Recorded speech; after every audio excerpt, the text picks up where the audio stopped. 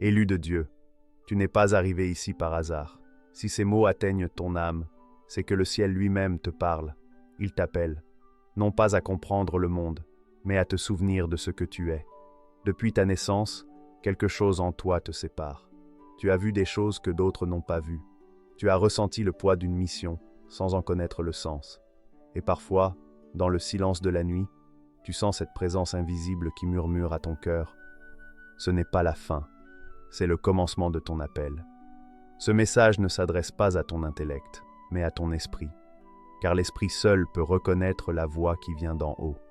Aujourd'hui, le ciel ouvre un voile. La transformation du Mahdi, selon Ibn Arabi, n'est pas seulement une prophétie, c'est un miroir. Ce qu'il vit dans le secret, chaque élu est appelé à le vivre dans son âme. Avant que le monde ne te voie, Dieu t'a vu. Avant que tu ne sois formé dans le ventre de ta mère, le plan de ta vie était déjà inscrit dans son livre. Tu n'es pas une erreur, ni un hasard du destin. Si tu as traversé l'incompréhension, la solitude ou la douleur, c'est parce que tu appartiens à une lignée invisible, celle des appelés, ceux qui portent le sceau de la séparation, comme Abraham quittant son pays sans savoir où il allait, comme Moïse errant 40 ans dans le désert, comme Jésus rejeté par les siens, mais oint par l'Esprit. Et dans cette même lignée, le Mahdi, selon Ibn Arabi, ne naît pas comme un sauveur glorieux, mais comme une âme brisée que Dieu refaçonne. Sa solitude n'est pas un fardeau, c'est un feu. Et ce feu, toi aussi, tu le portes. Car tout ce que Dieu veut transformer, il le brûle d'abord. La tension spirituelle, le désert de l'âme. Tout commence dans le silence d'un cœur épuisé. L'élu ne reconnaît plus la direction de son propre souffle. Chaque prière lui semble perdue dans le vide. Chaque prosternation lui pèse comme une montagne. C'est l'instant où Allah voile sa présence, non pour punir, mais pour purifier. Le Mahdi, selon Ibn Arabi, vit cette obscurité intérieure avant toute révélation. Un exil spirituel où Dieu se cache afin que l'âme apprenne à le chercher pour lui seul. Le Coran dit « Nous vous éprouverons certes par un peu de peur, de faim et de diminution de biens, de personnes et de fruits, mais fais la bonne annonce aux endurants. » Sourate Al-Baqarah, 2155. Dans cette obscurité, l'élu apprend à marcher non par la vue, mais par la foi. La tension spirituelle, c'est la nuit de la certitude. C'est la lutte contre soi-même, le combat de l'âme contre ses illusions. Le prophète Muhammad, paix et bénédiction sur lui, disait « Le plus grand djihad est celui de l'homme contre lui-même. » Cette guerre intérieure est celle du Mahdi avant sa mission, celle de Moïse avant le Sinaï, celle de Joseph avant le trône. Chacun a dû affronter le vide, la peur et le doute. Mais ce vide n'est pas une malédiction, il est le creuset du divin.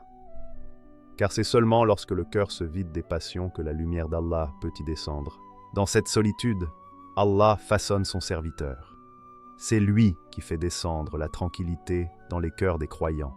Sourate Al-Fat 48, 4. Ce calme ne vient pas avant la tempête, mais au milieu d'elle.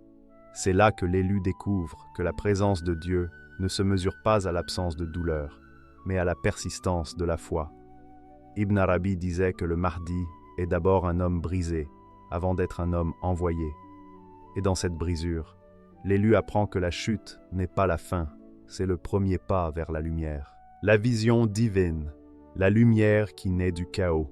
Quand tout semble perdu, Allah envoie une lumière qui ne vient pas des cieux, mais du cœur même de celui qui l'a choisi. Ce n'est pas une vision que les yeux peuvent contempler, mais un éclair intérieur qui déchire l'obscurité. L'élu découvre que la douleur n'était pas une punition, mais une préparation, une éducation secrète. Le Coran dit « Allah ne charge aucune âme au-delà de sa capacité » Sourate Al-Baqarah 2286. Ce verset, souvent murmuré dans la détresse, devient une clé de compréhension. Si l'épreuve est grande, c'est que la mission l'est davantage. Ainsi, le Mahdi, selon Ibn Arabi, n'est pas façonné par la facilité, mais par le feu. Dieu le dépouille de tout ce qui est humain, jusqu'à ce qu'il ne subsiste que la lumière de l'esprit. C'est alors que se révèle la véritable nature de la vision divine. Elle ne consiste pas à voir des formes, mais à percevoir le sens caché derrière la souffrance. Peut-être détestez-vous quelque chose, alors qu'elle est un bien pour vous. Surat Al-Baqarah 2216.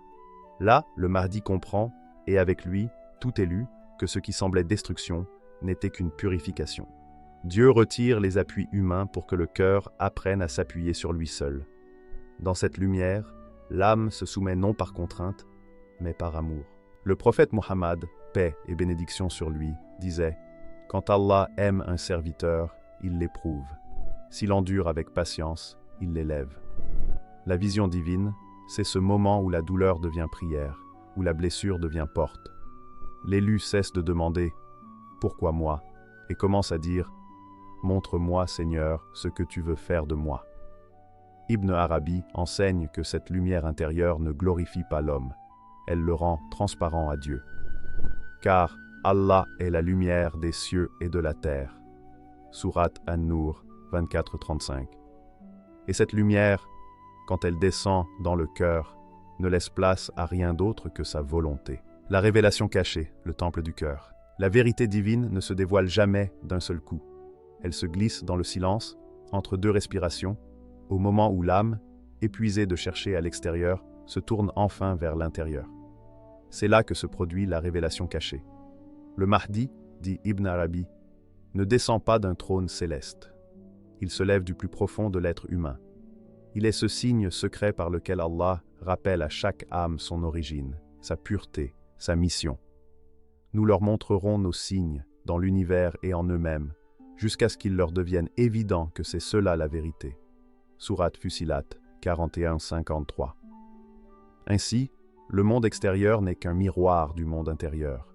Ce qui s'effondre dans la société s'effondre d'abord dans les cœurs, et ce qui se relève dans l'esprit d'un seul juste prépare déjà la résurrection de beaucoup.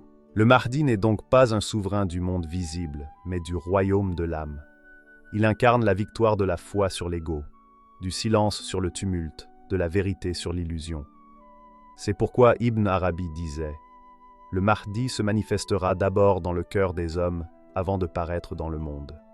Car comment la justice divine pourrait-elle s'établir sur la terre si elle n'est pas d'abord établie dans le cœur? En vérité, Allah ne modifie point l'état d'un peuple tant qu'il ne modifie pas ce qui est en eux-mêmes. » Surat Ar-Ra'd 13-11. Cette révélation intérieure transforme le croyant en un temple vivant, un sanctuaire où Dieu se fait connaître. Le prophète Muhammad, paix et bénédiction sur lui, a dit « Il y a dans le corps un morceau de chair. S'il est sain, tout le corps l'est.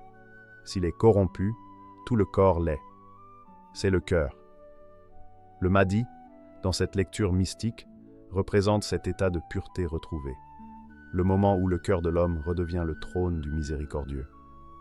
La révélation cachée, c'est la découverte que le royaume de Dieu ne s'attend pas. Il s'éveille en toi. La transformation intérieure, le feu qui purifie l'âme. Le feu devient lumière, le désert devient sanctuaire. Ce qui semblait être la fin devient le commencement d'une création nouvelle. L'élu comprend enfin que chaque perte n'était pas un malheur, mais une initiation à la proximité d'Allah. Ibn Arabi enseigne que le Mahdi, avant d'être manifesté, est d'abord anéanti dans son humanité. Il passe par la pauvreté, le rejet et l'humiliation, car Allah élève par l'abaissement ceux qu'il veut rapprocher de lui. C'est ainsi qu'il prépare ses serviteurs, non pas en les couvrant d'honneur, mais en les dépouillant de tout ce qui les distrait de lui. Le Coran dit « Et nous vous éprouverons jusqu'à ce que nous sachions qui parmi vous lutte pour Allah et persévère. » Surat Muhammad 47-31. Dans ces flammes, le croyant cesse d'être façonné par le monde. Il devient façonné par la main du Très-Haut. La transformation intérieure n'est pas une ascension vers la gloire, mais une descente vers la vérité. C'est le moment où l'âme renonce à tout ce qui n'est pas Dieu. L'élu ne cherche plus à briller, il cherche à disparaître dans la lumière d'Allah. Quiconque place sa confiance en Allah, il lui suffit. Surat At-Talaq 65-3. Cette confiance nue, sans garantie, sans visibilité, est la marque des rapprochés. Le Mahdi, dans la vision d'Ibn Arabi, renaît dans cette soumission absolue. Non pas comme un homme triomphant, mais comme un homme libre, car il ne dépend plus de rien d'autre que de Dieu. Le prophète Muhammad, paix et bénédiction sur lui, a dit « Le plus aimé des serviteurs auprès d'Allah est celui qui l'éprouve, et qui demeure patient. C'est dans cette patience que s'opère la véritable transformation. Le cœur, brûlé par la perte, devient un calice vide que Dieu remplit de sa lumière. Moïse, avant de recevoir la parole divine, dut ôter ses sandales, symbole de la dépouille du monde. Toi aussi, élu, tu n'es pas appelé à t'élever, mais à t'incliner.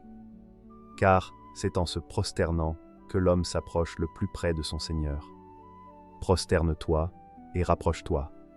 Sourate Al-Alaq, 96, 19. Et dans cette prosternation sincère, le feu des épreuves se change en lumière de résurrection. L'appel sacré, quand Dieu parle dans le silence, quand tout semble s'effondrer, quand l'âme ne trouve plus d'issue et que les forces s'épuisent, Allah parle. Mais sa voix ne tonne pas comme le tonnerre. Elle se glisse dans le murmure du vent, dans le calme qui suit les larmes. C'est là que retentit l'appel sacré. Lève-toi, car ton heure est venue. Le Mahdi, selon Ibn Arabi, ne surgit pas dans le tumulte, mais dans la sérénité du cœur soumis. Il n'est pas envoyé pour régner, mais pour rappeler. Sa mission n'est pas d'imposer une croyance, mais de restaurer la lumière de la foi, cette flamme que les hommes ont laissé s'éteindre dans leur cœur. Le Coran dit « Nous t'avons envoyé seulement comme miséricorde pour les mondes » Sourate Al-Anbiya 21, 107. La mission du Mahdi s'inscrit dans cette même miséricorde, être le rappel vivant de la présence d'Allah au sein du chaos des hommes. Cet appel, tout élu le reçoit, tôt ou tard. C'est une voix qui traverse la poussière du désespoir et qui dit « Ne crains rien, car je suis avec toi » Sourate Taha 20, 46. Là où tu pensais mourir, Allah te ressuscite. Là où le monde t'a rejeté, il t'instruit. Car il ne choisit pas les puissants, mais les brisés. Allah élève en degrés ceux d'entre vous qui croient et ceux à qui le savoir a été donné. Sourate Al-Mujadila 58, 11. L'appel sacré est donc un réveil. Il fait passer l'élu de la survie à la mission, de la peur à la certitude. Le Mahdi se lève non pas contre les hommes, mais pour eux. Sa force n'est pas dans l'épée, mais dans la lumière du cœur. Le prophète Muhammad, paix et bénédiction sur lui, a dit « Le meilleur des hommes est celui qui est le plus utile aux autres. » Et c'est cette utilité spirituelle que symbolise l'appel du Mahdi. Il devient un canal, un miroir, un témoin. Car Allah agit encore sur terre à travers ceux qu'il a préparés dans le secret. Toi aussi, tu es peut-être de ces visages cachés par lesquels le ciel continue de répondre à la souffrance du monde. Dis, ma prière, mon sacrifice, ma vie et ma mort appartiennent à Allah, Seigneur de l'univers. Sourate Al-An'am 6, 162. Là commence ton appel, dans l'abandon et la lumière. La transformation du Mahdi est le mystère de chaque âme qui renaît dans la lumière. Ce que Dieu fait en lui, il veut le faire en toi. T'extraire du monde pour te consacrer, te purifier du bruit pour te rendre apte à entendre sa voix. La prophétie d'Ibn Arabi n'est pas un mythe, c'est une carte spirituelle. Elle montre le chemin de la métamorphose. Mourir à soi pour renaître en Dieu. Le Mahdi, c'est l'esprit du Christ en l'homme, l'esprit de justice, de compassion et de vérité. Ce souffle qui s'élève quand tout s'effondre. Souviens-toi de Joseph, trahi par ses frères, vendu comme esclave, mais devenu prince par la main de Dieu. Souviens-toi de Moïse, fuyant l'Égypte pour découvrir la gloire au buisson ardent. Souviens-toi de David, berger méprisé, devenu roi oint. Chaque élu a porté le même sceau, celui de la solitude et de la gloire différée. Le désert n'était pas leur fin, mais leur commencement. Je te conduirai au désert, et là je parlerai à ton cœur. Osée 2, 14. Ainsi Dieu agit. Il sépare avant d'élever. Il brise avant de couronner. Élu de Dieu, ton heure n'est pas passée. Elle se prépare dans le silence. Ce que tu vis aujourd'hui n'est pas un retard, c'est une gestation. Le monde te rejette, mais le ciel te forme. Ne doute pas des voix de celui qui transforme la cendre en lumière, le désert en Éden, et les larmes en rivière d'espérance. Ce que le monde ne comprend pas aujourd'hui, Dieu le révélera demain. Car la transformation du Mahdi n'est que le prélude d'une humanité nouvelle, celle des cœurs qui battent au rythme du ciel. Lève-toi donc, élu du Très-Haut, le vent de l'Esprit t'appelle.